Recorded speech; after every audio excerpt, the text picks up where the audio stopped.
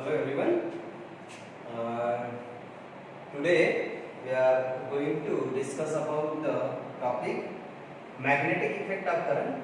Actually in a CBSE syllabus the topic name is given moving charges and magnetism. Now first of all we will see that what is the magnetic effect of current. Who has given the idea of this effect of the current and what are the conclusions given on the basis of the idea given by that scientist.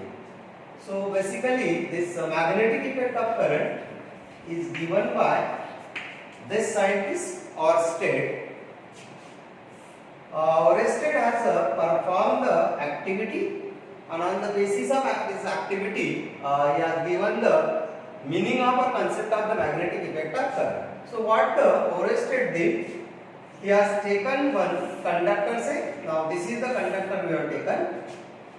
This conductor is being connected to the battery along with we can say rheostat in series, and then he has put a certain key here to allow the flow of current through this conductor. Say your AB is a conductor, and then beside this conductor he has kept a small magnetic needle or compass. Say this is the magnetic needle or compass, and this is the axis of the magnetic needle. Now what he go on doing and what are the conclusions that he has drawn, that we will see. Initially what happened, when this key was open and the compass was kept near to the conductor, we find that nothing has happened to this magnetic needle. It appears to be stationary. But as soon as he closed the key, then this magnetic needle get deflected. Hence, then he has given the conclusion what? Whenever the current is passes through the conductor, then some force is act on the magnetic needle, and because of that force the magnetic needle get deflected. Now magnetic needle will experience the magnetic force, and any you can say force without contact, say the gravitational force or your electric force or magnetic force, these all the forces will be exist only when what? There is an interaction of two fields.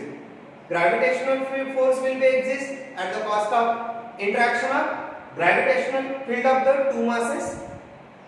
Electrostatic forces also exist due to the interaction of the electric field of the two charges. Then here Oersted has found that the forces act on this needle, and that is the magnetic force. Then this magnetic force should be at the cost of two magnetic fields. Then one magnetic field, it is of this you can say magnetic needle.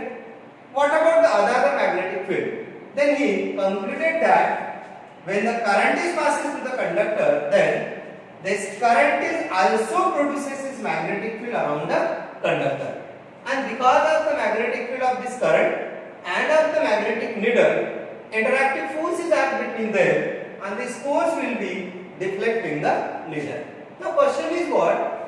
Whether that force is only act on the needle or it should be act on the conductor.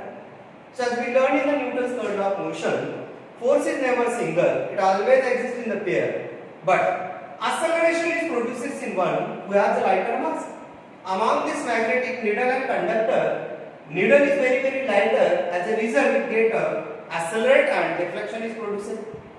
Instead of magnetic needle, if you take the heavy magnet here and your lighter conductor is being connected to the battery, then reverse case may be possible. What? The conductor may deflect and magnet may remain stationary, and that was been explained by the Faraday, which you learned in the class 10th.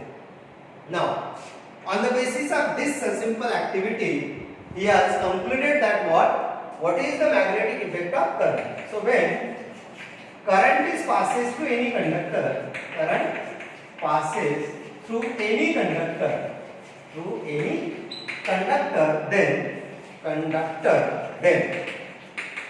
there produces magnetic field field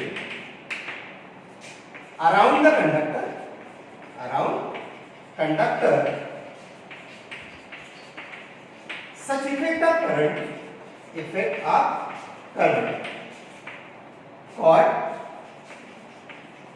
called magnetic effect of current. Now, afterwards then what we did, how this magnetic field will vary, how strong the magnetic field will produces, that he has decided in terms of what deflection produces in the needle. So initially what we did, the needle was kept at a fixed location and with the help of rheostat just he changes what? The magnitude of the current.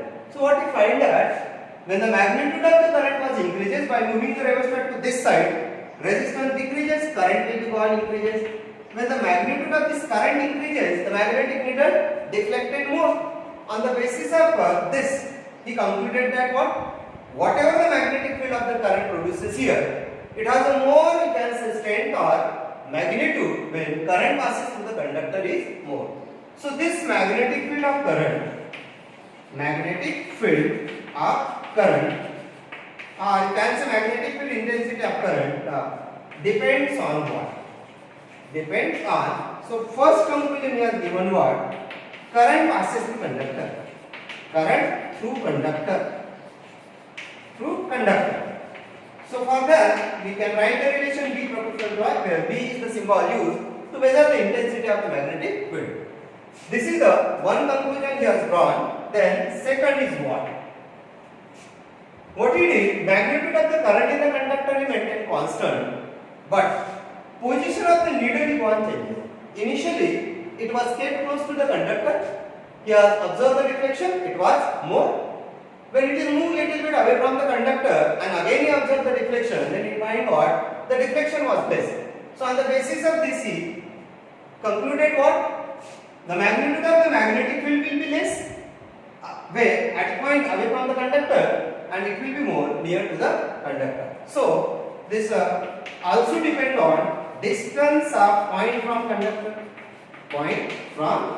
conductor. So this relation was given what? Inverse relation. Initially we will take it is proportional to R, then later on we will see whether it is proportional to R square, like your Coulomb's law of gravitation. So this was the third one, second one, and then what is the third conclusion we got? This depend on the current, this depend on the distance. Then what happened when he reverses the direction of the current? Positive is connected to BN and negative, then deflection of the needle is also changes. So direction of the magnetic field can be changes with the by changing what? Direction of the current. Then what these are the two, we can say, dependent factor he has taken. Then what will be the source of this magnetic field? No doubt now in this case current is the source of magnetic field, but current is at the cost of what? Rate of flow of charge, and therefore source of this magnetic field is what? So is a moving charge. This is the conclusion given by what? Oersted on the basis of this activity. Now later on then, this magnetic field is measured in terms of what? The force act on the magnetic needle. So in terms of that magnetic force, how should the intensity of magnetic field to be measured? How should the intensity of magnetic field will be defined? That has been given by this scientist Lorentz, and that force has given the name Lorentz magnetic force. No doubt this force is being calculated on the basis of what? So it is calculated on the basis of dependent factor. So here just we will consider the three-dimensional space set, and this is the x direction, y direction and z direction. Now what we will consider that suppose there exists a certain magnetic field, and this magnetic field is exist in this direction. I have shown the magnetic field by say vector or by say B. Now certain charge is moving in a magnetic field. So what the Oersted suggests that moving charge is a source of magnetic field, it means what? Whenever the charge is in the motion, the charge is also possesses its own magnetic field. Now suppose a certain charge I have taken and that charge has a magnitude say q. It is moving in this direction in xz plane with the velocity say v. And direction of the velocity and direction of magnetic field makes an angle theta with each other. So charge is given q, it has the velocity v and mass of the charge is say m. Suppose you have taken say proton, the mass of the proton, charge of the proton, and it is moving with certain velocity say v. So this way if you consider now here. So what happened now? In this region there exists the two magnetic field. One is the given magnetic field intensity B and second is what? Second is at the cost of motion of the charge. Now because of interaction of these two magnetic fields here, one of what? Charge and second of the, we can say magnet, there exists the magnetic force. Now what factor now? Magnetic force act on the charge. Magnetic force act on charge particle depends on what? Depends on, no doubt, this force is at the cost of what? At the cost of interaction of two magnetic field. One is of the magnet and second is of the charge. Now naturally then among the two magnetic field, if any one is more, then the magnitude of force will be more. So therefore first dependent factor is what? Magnitude of magnetic field of magnet. So I just write here this F is directly proportional to B. Now secondly what we take? It is depend on the magnetic field of what? Charge also. But the magnetic field of charge depend on what? Magnitude of the charge and velocity of the charge. Because if the magnitude of the charge is more, then it produces the more current. Similarly, if the velocity is more, then also it produces more current. And in the last article what we discussed, magnetic field of the charge of current is directly proportional to current, and therefore this is magnitude of, depend on magnitude of charge, you can say, moving in magnetic field. So this force is taken directly proportional to q. Third, we can say this is proportional to magnitude of velocity. Magnitude of velocity. So the third dependent come out to be what? Proportional to v. So if you combine this all together, then this Lorentz magnetic force is proportional to VQV. By replacing the proportionality sign and taken the constant k is equal to 1, this formula come out to be VQV. Now, if you look at the left hand side and right hand side of this formula, what we understand? We are calculating the force which is the vector quantity. On the right hand side, your q is the scalar, but b and v are the vector. So if the right hand side contains the two vector and your resultant is also the vector, then this can be represented as a cross product of the vector on right hand side, and therefore in vector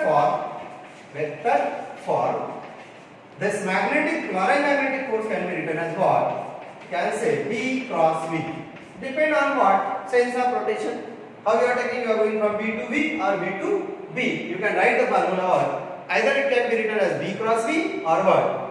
V cross B. Now this is the Lorentz force in the vector form.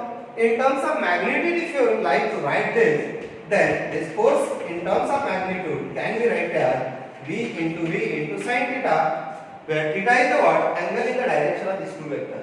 So finally, we are getting the formula for magnetic force is equal to what? VQV sin theta. So this is the formula given by what? Lorentz, called the Lorentz magnetic force, which is act on the charged particle which is moving in the magnetic field. Now look at the formula, then we can go for certain conditions. Here, when this force can be act on the charged particle maximum, when it can be zero, that we can understand from that formula itself. Now suppose I have taken say case 1, if charge is moving parallel to magnetic field, then what happens? Your theta come out to be 0. If theta is 0, then your sin 0 come out to be 0. So your F is come out to be 0. So no force will be act on the charged particle if it is moving parallel to magnetic field. Second, if charge is moving perpendicular to magnetic field. Perpendicular to magnetic field. Then your angle is 90 and sin 90 is equal to plus 1 is equal to maximum. Because sin theta has a maximum value plus 1 and that comes from the angle say 90. So therefore we can say that F maximum can be written as what? B into Q into V. So this is the formula for maximum Lorentz magnetic force act on the charged particle. Now for this maximum Lorentz force, we decide the direction of this force by the rule called Fleming's left-hand rule, which we have learned in class 10. So now in this case, what happened? V is perpendicular to B. F is equal to BQV. No doubt, your Q is a scalar quantity. So this can be written as what? Q into B cross V. Now here, in this case, your B and V are perpendicular to each other. And F is the cross product of B and V. So by this rule, we can say that all the three should be mutually perpendicular to each other. And therefore, by Fleming's left-hand rule, we can give the direction of force. While deciding the direction, this gives the direction of what? Magnetic field. This gives the direction of what? Motion of the positive charge. And then this gives the direction of the force. So by Fleming's left-hand rule. Fleming's left-hand rule. Just you have to adjust three fingers mutually perpendicular to each other. Then among these three fingers, your index finger gives the direction of magnetic field. Your middle finger gives the direction of what? Motion of positive charge. Instead of positive, you have given the negative, then you have to adjust this middle finger in the opposite direction of what? Motion of the negative charge. And then thumb gives direction of what? Force act on the conductor. Now, on the basis of this, you can understand the problem also. Suppose now, you have the three directions, say X, Y, Z. And now, suppose your magnetic field is in the Y direction, say V is the direction, and the proton is moving in this direction, say Y direction. Now, in which direction the proton will be deflected, that will be depend on what direction of the force. So, you have to adjust what? This is in the direction of magnetic field. This is in the direction of what? Proton, because it is positive charge. Then thumb comes in your direction, outward direction. So this proton will be deflected in positive Z direction. Now instead of proton, suppose you have taken what? Electron. Then what happens? So your magnetic field is in this direction. Now electron is negative. So opposite to negative, you have to adjust your hand like this. Say this is this way you can go. This is the direction of motion, that is positive.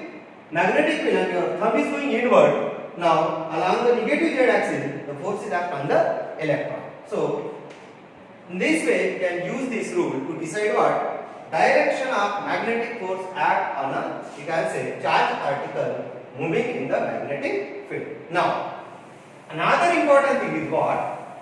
When this force is at perpendicular on the motion of any body, the force field changes what?